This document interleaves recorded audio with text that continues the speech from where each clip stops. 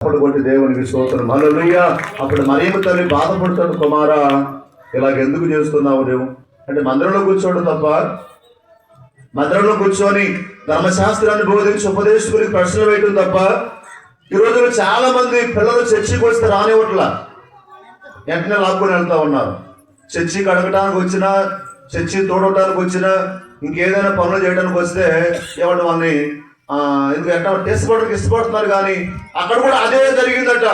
యేసు ప్రభు మందిరంలో కూర్చొని ధర్మశాస్త్రాన్ని బోధించేటువంటి ఉపదేశకుల మధ్య వారిని ప్రశ్నలు వేస్తూ ఉన్నప్పుడు ఆ ప్రశ్నలకు వారు చెప్పలేక సతమత పడుతూ ఉన్నారట. ఆ సమయంలో మరియమ్మతో వచ్చి ఉంది, కుమారా ఇలాగెందుకు చేశావు, నేను బాధపడుతూ ఉన్నాను, నీ తండ్రి కూడా బాధపడుతున్నాడు అని అన్నప్పుడు యేసు ప్రభు అన్నమాట, నేను నా తండ్రి పనుల మీద ఉండవలనని నీకు తెలియదా? చప్పలు కొట్టి దేవునికి స్తోత్రం.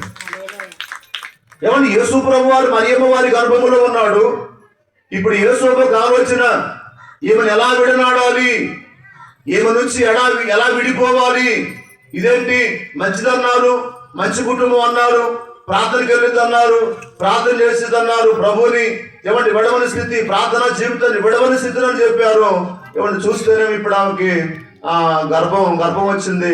ఇప్పుడు ఏం చేయాలి? యేసోబు నీతిమంతుడై ఉన్నటువంటి సందర్భాన్ని బట్టి ఆమె నుండి విడిపోవటానికి ఇష్టపడ్డాడు, కానీ ఇంటికాడికి వెళ్ళి గోల చేయడానికి మాత్రం ఇష్టపడ్డా? మేము ఎంత ఖర్చు పెట్టాం, ఈ ఆటోలు పెట్టుకొని వచ్చాం, ఒక ట్రాక్టర్ పెట్టుకొని వచ్చాం, లారీ పెట్టుకొని వచ్చాం, ఎంత ఖర్చు అయింది మాకు, ఇలా చేస్తారా అని మేము ముక్కు మొక్కం తెలియ ఒక ముక్కు తెలిసినటువంటి వాళ్ళని వస్తే మీ అమ్మాయి ఇలాంటిదని మాకు చెప్పనక్కర్లేదని చెప్పి యేసోబు గొడవ చేయడానికి ఇష్టపడలా, ఏమన్నా అల్లరి పాలు చేయడానికి ఇష్టపడలా.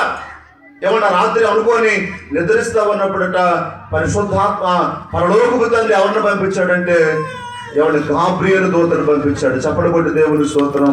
నీతిమంతుడు అని యేసోబు నీ భార్యను చేర్చుకున్నట్టుకు సందేహపడవద్దు, ఎందుకంటే నీ భార్య గర్భం ధరించింది పరిశుద్ధాత్మ ద్వారా. చప్పటి కొట్టి దేవుని స్తోత్రం.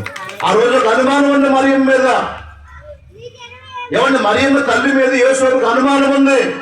అంటే ప్రధానం చేయబడిన తర్వాత వారి ఏకము కాకమును పేమైందంటే ఇప్పుడు ప్రెగ్నెంట్ ఆమె.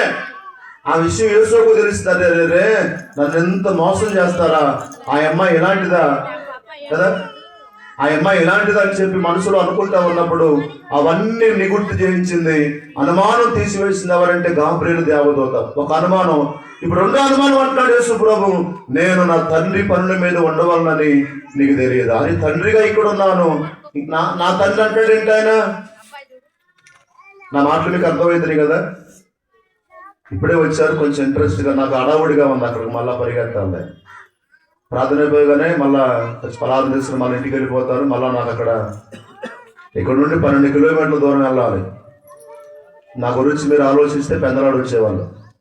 నేను మీ గురించి ఆలోచించాను కాబట్టి కొంచెం టైం పొడిగించాను. ఇక్కడ కదా, అక్కడ టైం పొడిగిస్తే ఇక్కడ పొడిగించాను కదా. ఎందుకంటే ఒకటి ఏమంటే ప్రధానము చేయబడిన తర్వాత మరియమ్మ తల్లి ప్రెగ్నెంట్ గా ఉంది. అనుమానమును ఏమంటే నిగుర్తు చేసింది ఎవరంటే పరలోకము నుండి సాక్షాత్తు పరలోకపు తండ్రి దేవదూతను పంపించి, ఏమండి నీతిమంతుడు అని యేసోబు నీ భార్యను చేర్చుకోవటానికి అనుమానించి మాకు. అక్కడ అనుమానం నివృత్తి అయిపోయింది, అనుమానం తీరిపోయింది. రెండో అనుమానం ఏంటంటే మళ్ళీ అనుమానం యేసు ప్రభు రేపుతున్నాడు కదా, కుమారా ఎందుకు అలా చేశావు, నీ తండ్రి నేను బాధపడుతున్నావు అన్నప్పుడు యేసు ప్రభు అన్నమాట ఏంటి? నేను నా తండ్రి పనుల మీద ఉండాలని నీకు తెలియదా? మళ్ళీ అనుమానం.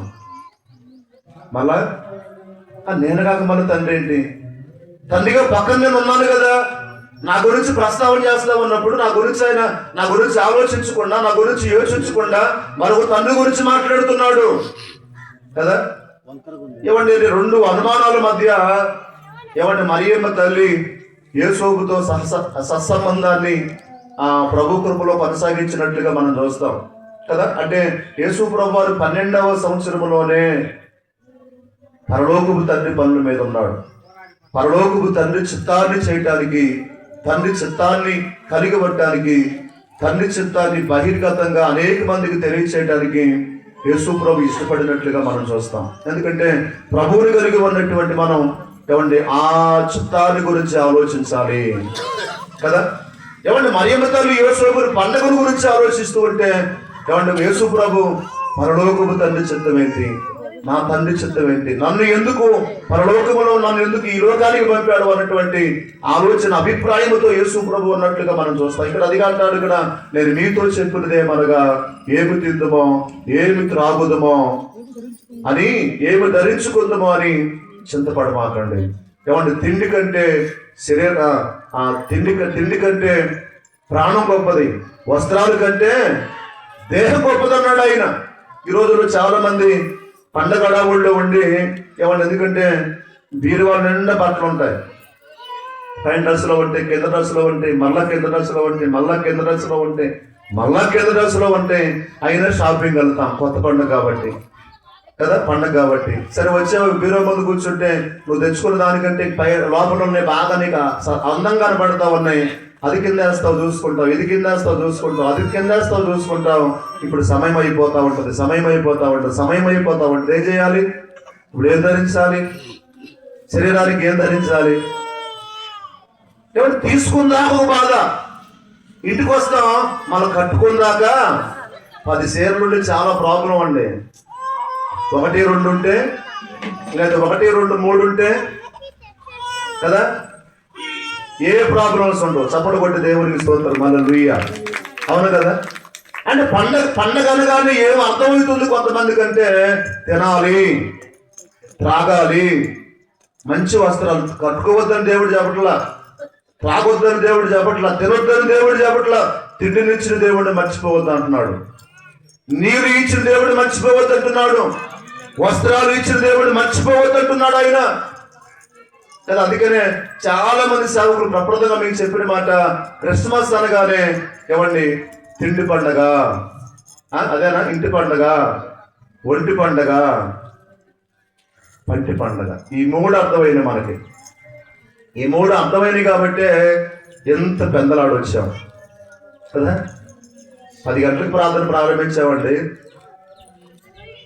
10 గంటలకు ప్రార్థన ప్రారంభించి 2 గంటలు పాటలు పాడాము, 2 గంటలు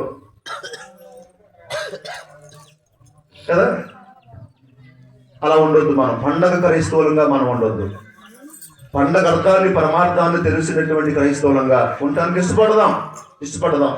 మరి కొంచెం 2-3 మాటలు చెప్తాను, ఎందుకంటే నాకు సమయం లేదు కాబట్టి 2-3 మాటలు మీకు చెప్పాలని ఆశపడతా ఉన్నాను. మరి నిజమైనటువంటి క్రిస్మస్ అంటే ఏమిటి అన్నటువంటి విషయాల గురించి మనం మాట్లాడితే, యేసు ప్రభు ఎందుకు వచ్చాడో గత 25 రోజులుగా మనం తెలుసుకుంటా ఉన్నాం, వింటా ఉన్నాం. క్రీస్తు పుట్టుకలో ఉన్న అర్థం యొక్క పరమార్థం ఏమిటి అన్నటువంటి విషయాల గురించి మనం క్లుప్తంగా తెలుసుకుంటూ ఉన్నాం.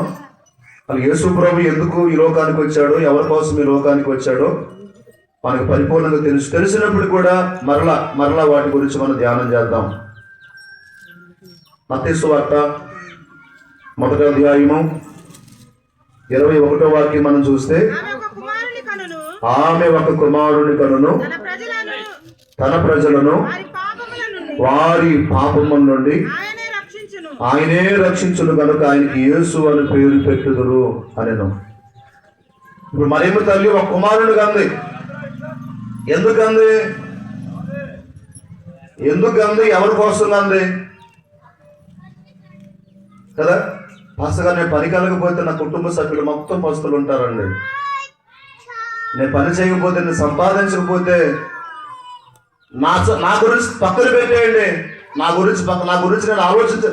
గురించి నేను ఎప్పుడు ఆలోచించలా. నా వెనకమాల నన్ను నమ్ముకొని 10 మంది ఉన్నారు పాస్టర్ గారు, 5 మంది ఉన్నారు పాస్టర్ గారు. అంటే నీ కోసం నువ్వు పని చేయట్లా, నీ కోసం నువ్వు సంపాదించట్లా. అంటే నువ్వు ఎవరి కోసం పుట్టావో, ఎందుకు పుట్టావో అంటే నీకు అర్థమైంది. అంటే లౌకికంగా, లోక సంబంధంగా నీకు అర్థమైందంటే, నేను లేకపోతే నా కుటుంబం లేదు, నేను లేకపోతే నా భర్త లేడు, నేను లేకపోతే నా భార్య లేదు, నేను లేకపోతే నా కుటుంబ సభ్యులు లేరు, నేను పని చేయకపోతే ఆ రోజు పస్తులు ఉండాలి పాస్టర్ గారు, ఏమనుకోమాకుండా పనికి వెళ్ళాలి అనేవారు లేరా? అనేవారు ఉన్నారా లేరా?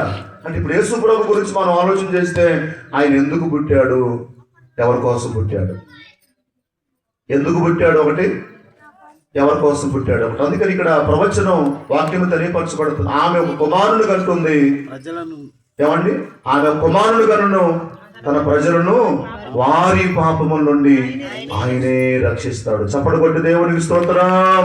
ఎందుకు యేసు ప్రభు ఈ లోకానికి వచ్చాడు? ఎవరి కోసం ఈ లోకానికి వచ్చాడంటే తన ప్రజల కోసం వచ్చాడట. ఒకటి, తన ప్రజల కోసం వచ్చాడట. రెండు, తన ప్రజలు చేస్తున్నటువంటి పాపము నుండి, ఏమండి, శాపము నుండి, మరణము నుండి విడిపించడానికి, శాపము నుండి విడిపించడానికి, మరణము నుండి విడిపించడానికి కదా, మరణ శిక్ష నుండి తప్పించి రక్షించి వారిని సంరక్షించడానికి, రెండవదిగా యేసు ప్రభు పరలోకాన్ని విడిచిపెట్టి మరియమ్మ వారి ద్వారా బెత్లెహేములో జన్మించాడు. చప్పటి కొట్టి దేవునికి స్తోత్రం. హల్లెలూయా కదా. యేసు ప్రభు ఎందుకు వచ్చాడంటే, ఏమండి, ఆయన తన ప్రజల కోసం వచ్చాడు. తన ప్రజల పాపాలను తీసివేయడానికి వచ్చాడు. పాపాల నుండి రక్షించడానికి వచ్చాడు ఆయన. ఇంకొద్దిగా మనం లోతుగా వాటి గురించి ఆలోచించగలిగితే లూకాసు వార్త 19:10 వాక్యం కూడా చూద్దాం. లూకాసు వార్త నశించిన దానిని వెతికి రక్షించుటకు మనుష్య కుమారుడు వచ్చునని అతనితో చెప్పాను. దేవునికి స్తోత్రం. రెండవదిగా యేసు ప్రభు ఎందుకు వచ్చాడట? ఒకటి, తన ప్రజల కోసం వచ్చాడు. తన ప్రజల్లో ఉన్న పాపాన్ని తీసివేయడానికి వచ్చాడు. పాపాన్ని తీసివేసి రక్షించడానికి వచ్చాడు. రెండవదిగా మనం చూస్తే, ఏమండి, నశించిన దానిని వెతికి రక్షించడానికి మనుష్య కుమారుడు పరలోకము నుండి ఈ లోకానికి వచ్చాడని ఆయన దగ్గర ఉన్నటువంటి ఒక వ్యక్తితో చెప్పినట్లుగా లేఖనాలు తెలియపరచబడతా ఉన్నాయి. నశించేదేంటి? నాశనానికి వెళ్ళేదేంటి? యోబు గ్రంథం 32:8 ఉంటది కదా, నరుల్లో ఆత్మ ఒకటి ఉన్నది కదా. నరుల్లో ఏముందట? ఆత్మ ఉందట. సామెతల గ్రంథం 27 వాక్యములో నరుని ఆత్మ యెహోవా పెట్టిన దీపం. ఏమంటే యోబు గ్రంథం 32:8 ఏమంటున్నాడు? నరుల్లో ఆత్మ ఒకటి ఉన్నది. ఆత్మ ఎవరిదట? సామెతల గ్రంథం 27 వాక్యము తెలియపరచబడతా ఉంది. నరుని ఆత్మ యెహోవా పెట్టిన దీపం. మన దీపాన్ని వెలిగించేది ఎవరు? దావీదు రాసిన కీర్తన 18వ అధ్యాయము 28వ వాక్యములో, నా దీపమును వెలిగించువాడు నీవే. చప్పటి కొట్టి దేవునికి స్తోత్రం. హల్లెలూయా.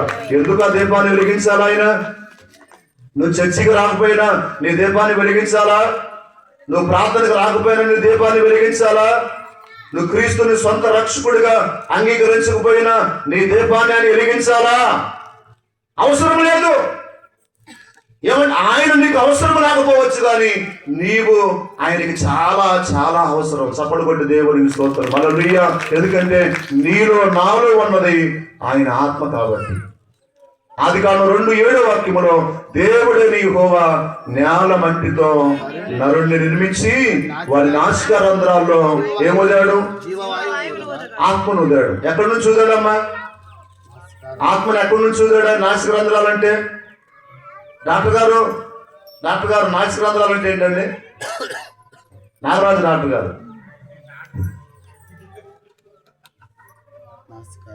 నాసిక రంధ్రాలు అంటే అర్థం ఏంటమ్మా? ఏమంటే కళ్ళు తెలిసి ఒక వ్యక్తి మరణిస్తే అందరూ ఏమనుకుంటారు? ఇంకేముంది, కళ్ళలోంచి పోయింది. ఎప్పుడు పోయింది కళ్ళలోంచి. కళ్ళు తెలిసింది కాబట్టి. నోరు తెలిస్తే నోట్లో నుంచి పోయిందేమో. మరి చెవులు తెరవబడి ఉంటాయి, ముక్కు తెరవబడి ఉంటుంది. దీన్ని ఎందుకని అక్కడ సంబోధించరు? ఎక్కువ కళ్ళను సంబోధిస్తారు, నోటిని సంబోధిస్తారు. కళ్ళు తెరిస్తుంటే కళ్ళలోంచి పోయిందని, నోరు తెరిస్తుంటే నోట్లోంచి పోయిందని. ముక్కులు తెరిసే ఉన్నాయి కదా, చెవులు కూడా తెరవబడే ఉన్నాయి కదా. చెవులు మూసుకుంటే బ్రతకగలం, నోరు మూసుకుంటే బ్రతకగలం, ముక్కు మూసుకుంటే బ్రతకగలమా? నాసిక రంధ్రాలంటే ఇవే. ఇక్కడ నుండి ఆయన ఆత్మను ఊదాడు. చప్పటి కొట్టి దేవునికి స్తోత్రం. హల్లెలూయా. నువ్వు నశించడం ఆయన చిత్తం కాదు. నువ్వు నశించి నరకానికి పోవటం ఆయన ఇష్టం కాదు, ఆయన అభిష్టం కాదు. అందుకని వాక్యము తెలియపరచబడతా ఉంది. యేసు ప్రభు ఎందుకు ఈ లోకానికి వచ్చాడంటే తన ప్రజల కోసం వచ్చాడు. రెండోది, వారు చేస్తున్న పాపము నుండి విడిపించి రక్షించడానికి వచ్చాడు. ఏమంటే అదే అంటున్నాడు ఇక్కడ 19:10 అంటున్నాడు కదా, నేను నశించిన దానిని వెతికి రక్షించడానికి ఏమంటే భూమి మీదకి మనుష్య కుమారుడు వచ్చాడు. మనం చనిపోయిన తర్వాత మన ఆత్మలు డైరెక్ట్ గా దేవుని దగ్గరికి వెళ్ళాలి.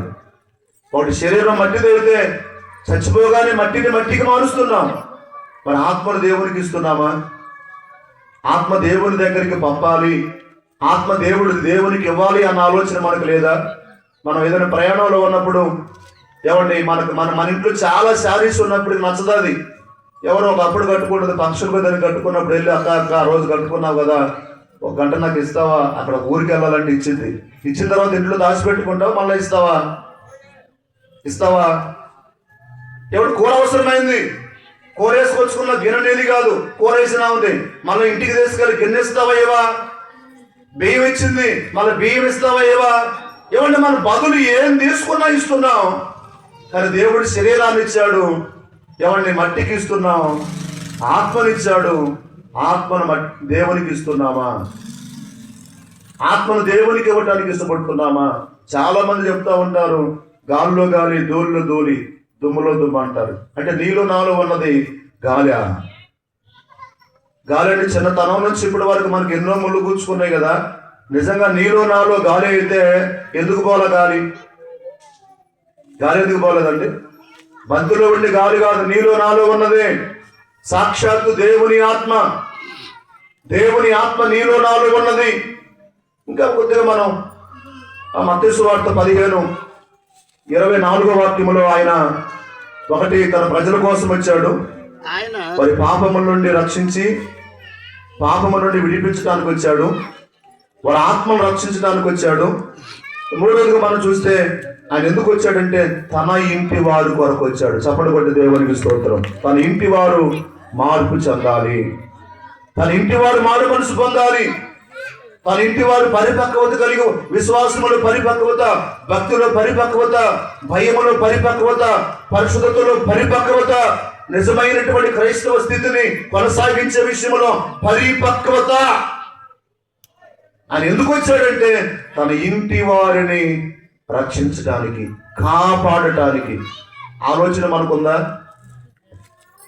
ఆలోచన రక్షించబడినటువంటి మనకు ఆలోచన ఉందంటారా? రక్షణ పొందాం, ఆయన ఎలా పోతే నాకేంట్లే, రక్షణ పొందా అది ఎలా పోతే నాకేంట్లే అన్న ధోరణ, అన్న ఆలోచనలో మనం ఉన్నామే. కానీ రక్షించబడ్డాను, నా ద్వారా నా ఇంట్లో ఉన్నటువంటి వారు రక్షించబడాలి అన్న అభిప్రాయం ఎంతమందికి చేయపైకెత్తారా? పాస్టర్ గారు రక్షించబడ్డానండి, నేను ఎంతమంది చెప్పి ఎంతమాకండి, మనస్ఫూర్తిగా ఇష్టపూర్తిగా నేను రక్షించబడ్డాను పాస్టర్ గారు, నా ఇంట్లో ఉన్నటువంటి వారు రక్షణ పొందాలి పాస్టర్ గారు.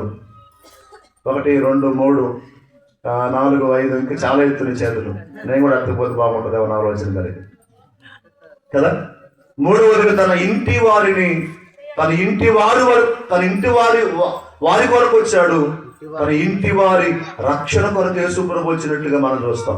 ఇంకొద్దిగా మనం ముందుకెళ్తే రోమాపత్రిక 8:3 వాక్యంలో చూస్తే 8వ అధ్యాయం 3వ వాక్యం చూస్తే, రోమాపత్రిక 8:3 వాక్యం చూస్తే, శరీరమును అనుసరింపక ఆత్మను అనుసరించుటియే నడుచుకొని మన యందు ధర్మశాస్త్ర సంబంధమైన నీతి విధి నెరవేర్చబడినట్లు పాప పరిహారము నిమిత్తమై దేవుడు తన సొంత కుమారుణ్ణి పాప శరీరాకారముతో పంపి ఆయన శరీరమందు ఎవరు పాపానికి శిక్ష విధించాడు? నా పాపానికి శిక్ష విధించాడు. ఎవరు ఆయన పాప శరీరాకారముతో పుట్టించాడు. కారణం ఏంటి? నా పాపాన్ని. అందుకని యోహాను గారు అంటాడు, లోక పాపాన్ని మోసుకొని పోయే దేవుని గొర్రెపిల్ల కదా, సాక్షాత్తు దేవుని గొర్రెపిల్లే. ఎవరు మనం పాపం చేస్తే మన శిక్షను ఆయన తీసుకోవటం ఎప్పుడైనా ఆలోచించారా?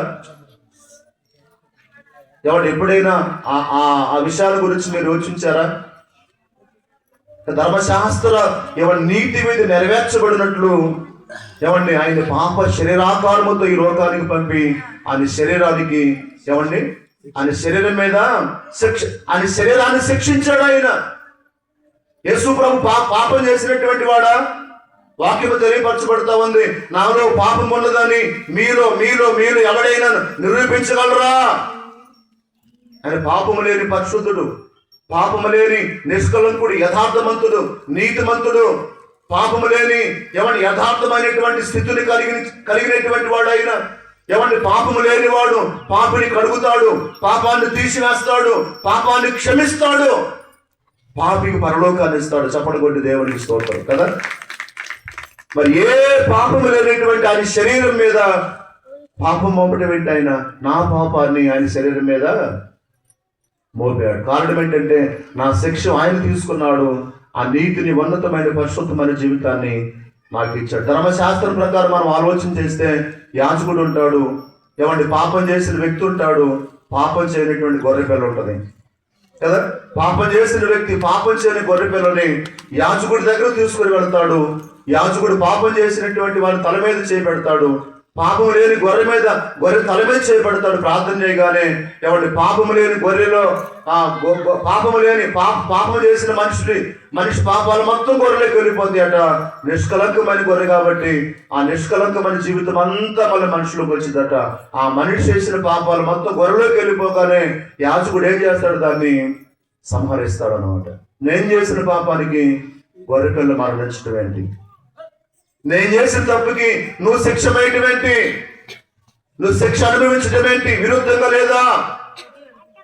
ఎంత ప్రేమ కలిగిన వాడంటే ఆయన పరలోకపు తండ్రి నన్ను ప్రేమించి ఆయన ఏకైక కుమారుని ప్రభు యేసుక్రీస్తు వారిని ఈ లోకానికి పంపి నీ కొరకు నా కొరకైనా కలవరి సిలువలో ఏం చేయబడ్డాడట? ప్రేమను చూపించాడు. ఆయన తనకు తానే కొవ్వొత్తుగా కరిగిపోయాడు. చప్పటి కొట్టి దేవునికి స్తోత్రం. హల్లెలూయా. అందుకే ఇక్కడ వాక్యము తెలియపరచబడతా ఉంది. ఆయన నా పాపాన్ని ఆయన శరీరం మీద మోసాడు. శిలువ యేసు ప్రభువు అయినప్పుడు శిలువలో ఏమీ లేదు. శిలువ పాపానికి సంకేతం, శిలువ పాపానికి నిదర్శనం. పరిశుద్ధుడు అయిన దేవుడు శిలువను మైటం ద్వారా ఆ శిలువకి ఏమొచ్చిందంటే విలువ వచ్చింది. చప్పటి కొట్టి దేవుడికి స్తోత్రం. హల్లెలూయా. గాడిదకి విలువ లేదండి. గాడిదకి విలువ ఉందా? కానీ యేసు ప్రభు ఆ గాడిద మీద కూర్చోగానే ఏం చేశాట? వెలగల వస్త్రాలు పరిచారట. గాడిద తొక్కడానికి ఇష్టపడ్డారు కదా. ఎందుకంటే విలువైనటువంటి వాడు ఆ గాడిద మీద కూర్చున్నాడు. ఈ వస్త్రాలు ఏమైపోతే ఏమైందని చెప్పి ఆ గాడిద కింద పరిచినప్పుడు ఆ గాడిద వస్త్రాలు నడిచినప్పుడు ఎంత సంతోషపడ్డారో ప్రజలు. చప్పటి కొట్టి దేవునికి స్తోత్రం కదా. యేసు ప్రభు సిలువలో చనిపోవటం ద్వారా ఆ సిలువకి విలువ వచ్చింది. గాడిద మీద యేసు ప్రభు కూర్చోవటం ద్వారా ఆ గాడిదకి విలువ వచ్చింది. కానీ నీలో నాలోనికి యేసు ప్రభు రావటం ద్వారా నీకు నాకేమొచ్చింది? ఏమొచ్చింది? విలువ వచ్చిందండి. ఇంతకుముందు మనల్ని పలకరించే వాళ్ళు కాదు, పరామర్శించే వాళ్ళు కాదు, పిలిచి మంచినీళ్ళు ఇచ్చేవాళ్ళు కాదు, టిఫిన్ పెట్టేవాళ్ళు కాదు, టీ ఇచ్చేవాళ్ళు కాదు. ఇంటికాడ కూర్చుంటే ఎందుకు ఆయన ఇంటికాడ కూర్చోబెట్టావు? ఎందుకు ఆయన ఇంటికాడ కూర్చోబెట్టావు? జాగ్రత్త, ఆయనతో తిరిగిన ఆయనతో వడ్రా ఆయనతో మాట. కారణం ఏంటి? ఇప్పుడు మంచోడు కాదు, అది మంచిది కాదు. మంచోడు కాదు, మంచిది కాదు అన్నటువంటి వారి హృదయంలో యేసు ప్రభు ప్రవేశించడం ద్వారా ఇప్పుడు అంటున్నాయా, రోజు వచ్చి మా ఇంటికాడ కూర్చోయా, అయ్యా రోజు వచ్చి మా ఇంటికాడ కూర్చోమ్మా. ఎందుకో ఘనత లేనటువంటి నీకు నాకు యేసు ప్రభు తన స్వార్థం ఇచ్చి కొనటం ద్వారా నీకు నాకు ఏమిచ్చి ఘనతనిచ్చాడు. దేవునికి స్తోత్రం. హల్లెలూయా కదా. ఘనతనిచ్చాడు, విలువనిచ్చాడు. ఆయన ఒక హోదానిచ్చాడు దేవుడు మనకి. చివరిగా మనకు మాట చాలా రాశాడు ఇందాక, నేను వాటి గురించి చెప్పాలని మీకు, కానీ సమయం లేనందున కొన్ని విషయాలు నేను పొడిగిస్తా ఉన్నాను. దేవుని చిత్తం ఏంటి? పరలోకపు తండ్రి చిత్తం యేసు ప్రభు చేసినట్లుగా లూకా సువార్త 22:41-42 వాక్యంలో కొన్ని గంటల్లో యేసు ప్రభు అప్పగించబడతాడు అన్న విషయం తెలుసుకున్న తర్వాత గెత్సేమనే తోటలో యేసు ప్రభు మోకాళ్ళ మీద పడిపోయి ప్రార్థన చేస్తూ ఆయన అంటున్నటువంటి మాట, నీ చిత్తమే తండ్రి, ఈ మరణ పాత్ర ఈ గిన్నె నా దగ్గర నుంచి తొలగించు. నా ఇష్ట ప్రకారం కాదయ్యా, నీ చిత్తమే నా పట్ల చెప్పాలి, నీ చిత్తమే నా పట్ల సిద్ధించునుగాక. ఆ మాట మనం పలకాలి. ఎందుకంటే దేవుని చిత్తాన్ని చేయటానికి మనమందరం ఈ లోకానికి పంపబడ్డాం. యేసు ప్రభు ఏ పరలోకపు తండ్రి చిత్తాన్ని గ్రహించి లోకానికి వచ్చి తన ఇష్టాన్ని కలిగి ఉండక, తన అభిష్టాన్ని కలిగి ఉండక, తన చిత్త ప్రకారం జీవించక తండ్రి చిత్తాన్ని చేయడానికి ఇష్టపడ్డాడు. ఆయన తండ్రి చిత్తానికి శిరస్సు వహించాడు. తండ్రి, ఈ మరణ పాత్రలో నీది త్రాగితేనే నువ్వు ఆనందపడవు, సంతోషపడవు అంటే నీకోసం నేనేమైనా చేయటానికి సిద్ధంగా ఉన్నా. చప్పటి కొట్టి దేవునికి స్తోత్రం కదా. ఎంత మంచి ఆలోచన అండి. తండ్రిని సంతోషపరచాలి, తండ్రిని ఆనందపరచాలి, తండ్రి చిత్తాన్ని కలిగి ఉండాలి, తండ్రి చిత్తాన్ని చేయాలి అన్న ఆలోచన మనసు యేసు ప్రభు కలిగి ఉన్నాడు. మనం ఆయన కలిగి ఉన్నాం. మనం కూడా ఏం చేయాలి? నా చిత్తం కాదయ్యా, నీ ఇష్టమే నా పట్ల సిద్ధించాలి, నీ కోరిక నా పట్ల సిద్ధించాలి, నీ అభిష్టానికి అనుకూలంగా నేను జీవించాలని అన్నాడు. ఇక్కడ నా ఇష్టం కాదు, నీ చిత్తమే నా పట్ల సిద్ధించునుగాక అన్నాడు. ఏమండి, ఎవరు దేవునికి ఇష్టమైనటువంటి ప్రజలు, ఎవరు పరిపూర్ణ క్రిస్మస్ జరుపుకుంటారంటే చివరిగా మనం చూస్తే లూకా సువార్త అపోస్తుల కార్యాలు ఒకసారి మనం చూస్తే అపోస్తుల కార్యాలు 16వ అధ్యాయం 15వ వాక్యం చూద్దాం. చివరిగా అపోస్తుల కార్యాలు 16వ అధ్యాయం 15వ వాక్యం చూస్తే ఆమె ఇంటి వారును బాప్తిసం పొందారు. చెప్పడగొట్టి దేవునికి స్తోత్రం. ఎవరామె? లూదియా. ఎవడు లూదియా ఒక్కతే వెళ్ళి వాక్యం వింటుందా? లూదియాతో పాటు లూదియా ఇంట్లో ఉన్నటువంటి వారందరూ కూడా వెళ్ళి వాక్యం వింటున్నారా? నిజమైన క్రిస్మస్ ఆమె కలిగి ఉంది, నిజమైనటువంటి క్రీస్తుని ఆమె కలిగి ఉంది. ఏమండి, వాక్యాన్ని విన్నటువంటి వాక్యాన్ని ఇంట్లో చెప్పిందట. ఏమంటే లూదియా బాప్తిసం పొందగానే ఇంట్లో ఉన్నటువంటి వారందరూ కూడా ఒకేసారి ఇంట్లో ఉన్నటువంటి వారందరూ బాప్తిసం పొందటం చాలా చాలా ఆశీర్వాదం. కారణం ఏంటంటే ఏమండి, ఆమె పరిపూర్ణంగా క్రిస్మస్ లో ఉన్న ఆనందాన్ని సంతోషాన్ని కలిగి ఉంది కాబట్టి ఆమెలాగా ఉండాలని ఇంట్లో ఉన్నటువంటి వారందరూ అనుకున్నారేమో. ఏమండి, లూదియాతో పాటు వారు కూడా బాప్తిసం పొందారండి. దేవుని చిత్తం ఏంటంటే ఆయన మాట చేయటం. లూకా సువార్త 6వ అధ్యాయము 46వ వాక్యం చూస్తే, లూకా సువార్త 6వ అధ్యాయం 46వ వాక్యం చూస్తే, నేను చెప్పిన మాటల ప్రకారము మీరు చేయక, నేను చెప్పిన మాటల ప్రకారం మీరు చేయక. ఏం చెప్తున్నాడు ఆయన? చెప్పాలి, ఏం చెప్తున్నాడు ఆయన? నేను చెప్పిన మాటల ప్రకారం మీరు చేయక, ప్రభువా ప్రభువా ప్రభువా అని నన్ను పిలుచుటే ఎందుకు? నా యొద్దకు వచ్చి నా మాటలు విని వాడు చొప్పున చేయు ప్రతివాడు. ఏమండి, బండ మీద ఇల్లు కట్టుకున్న కదా వ్యక్తిని పోలి ఉంటాడట. చాలా మంది దేవుని పని చేయరు, దేవుని మాట గౌరవించరు, దేవుని మాట సరస వహించరు, దేవుడు చెప్పాడు చేయాలన్న ఆలోచన ఉండదు. కానీ ఏమండి, అయ్యా నాకు అది కావాలయ్యా, ఇది కావాలయ్యా, నాకు అది కావాలి, ఇది కావాలని చెప్పి అడగడం రోజు అడుగుతానే ఉంటాం కదా.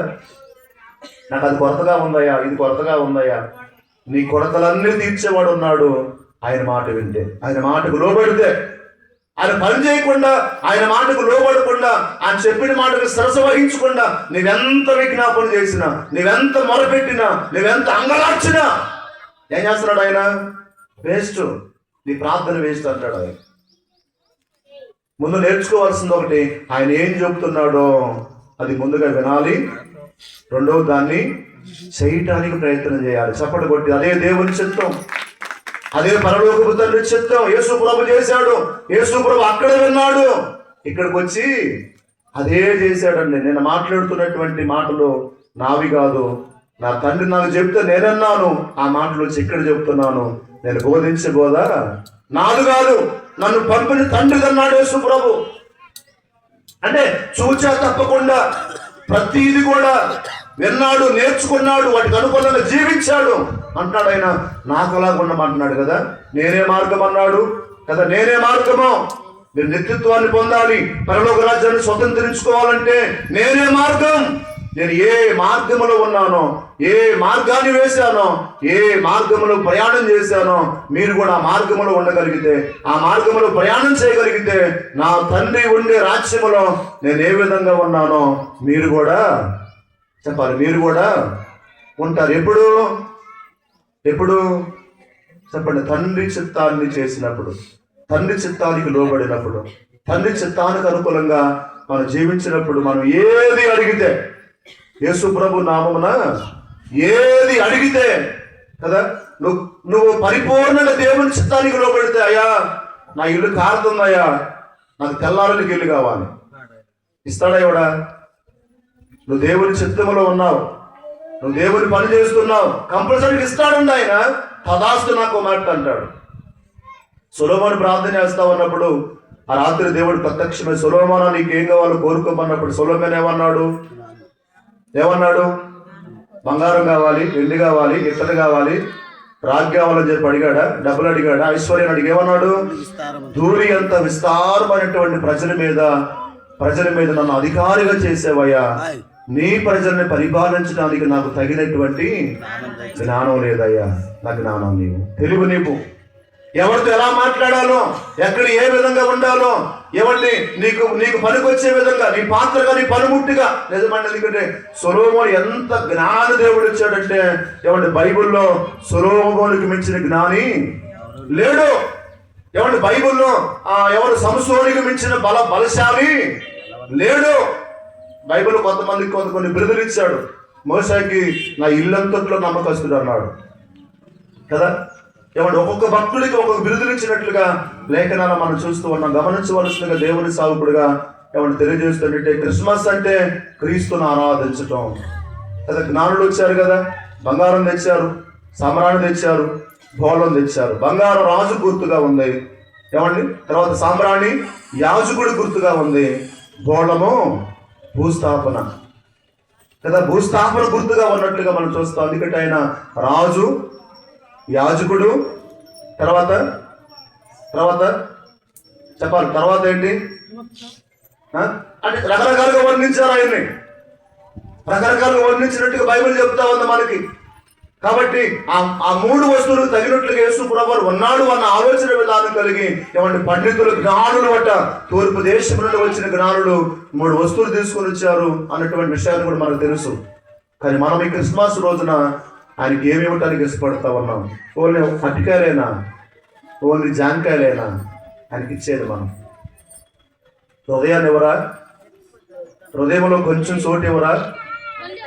నక్కలకు బొరియాలు, ఆకాశ పక్షులు నివాసంలో కలవు కానీ మనిషి కుమారుడు తలవార్చడానికి ఇక్కడ స్థలం లేదు.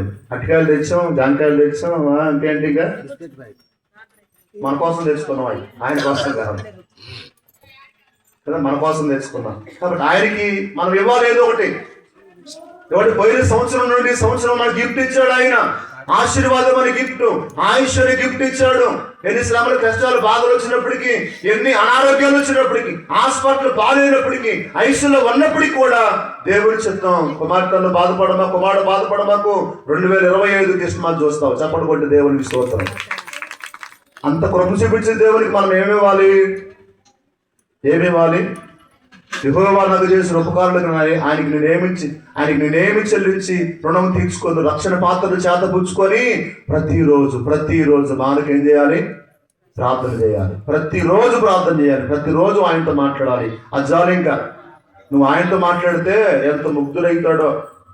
ప్రతిరోజు నా కుమార్తె నాతో మాట్లాడుతూ ఉంది, ప్రతిరోజు నా కుమారుడు నాతో మాట్లాడుతున్నాడు, నా కుమార్తె ఏదో ఒకటి చేయాలి, నా కుమారుడికి ఏదో ఒకటి చేయాలి అన్న ఆలోచన ఉంటుంది కదా. మంచిది. ఎంతవరకు కూడా వాక్యాలు వీక్షించిన మీ అందరికీ మరొకసారి ప్రభు అయినటువంటి యేసుక్రీస్తు వారి నామమున ప్రత్యేకమైన వందనాలు తెలియజేస్తా ఉన్నాను. విన్నటువంటి మాటలు పరిశుద్ధాత్మ దేవుడు మన వెనుకడులో సిద్ధింపచేసి యేసయ్య తన చిత్తానికి అనుకూలంగా తన చిత్తమును జరిగిస్తున్న ప్రతి ఒక్కరికి పరలోక రాజ్యం దయచేయను గాక. 2 చేతులు ఉన్నాయి కదా, అందరూ కూడా ఒక చేతులు పైకెత్తండి, అందరి చేతులు పైకెత్తండి, అందరి చేతులు పైకెత్తాం, 2 చేతులు పైకెత్తాం, 2 చేతులు పైకెత్తాం, 2 చేతులు పైకెత్తాం. ఒకసారి అందరూ చప్పట్లు కొడదాం అంతే. నోరు కదా, దేవునికి స్తోత్రం, దేవునికి స్తోత్రం. చప్పట్లు కొడుతూనే అంటే జీవితాన్ని ఇచ్చినట్టు మనకి యేసయ్య ప్రతి ఒక్కరికి పరలోక రాజ్యం దయచేయను గాక, పరలోక రాజ్యం దయచేయను గాక, పరలోక రాజ్యం దయచేయను గాక. ప్రార్థన చేసుకుందాం, అందరూ కళ్ళు మూసుకుందాం. చూడగా వర్తమానం ఉన్నటువంటి మీలో ఎవరికైనా మారు మనసు కలిగితే, రక్షణ పొందాలి అనే ఆలోచన ఉంటే చెప్పండి, ప్రార్థన చేస్తాం. ప్రభు కృపలో కాలం వస్తూ ఉన్నాయి. తండ్రి కుమార పరిశుద్ధాత్మ నామములో